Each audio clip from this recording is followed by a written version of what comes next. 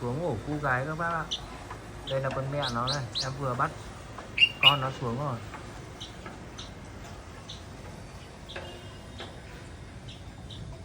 Đây con đây các bác ơi.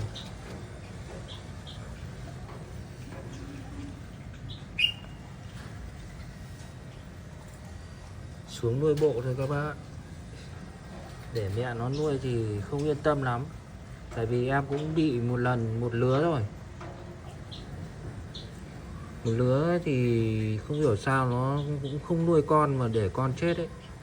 Nên lứa này em rút kinh nghiệm, nhưng mà em thấy nó cũng nuôi được mọc lông ống rồi này. Một quả này thì không nở được, bị ung rồi. Không phải ung mà cũng có hình con rồi này, nhưng mà lại không nở được các bác ạ. Đây là em cu gáy duy nhất đây. Bụ phết đấy.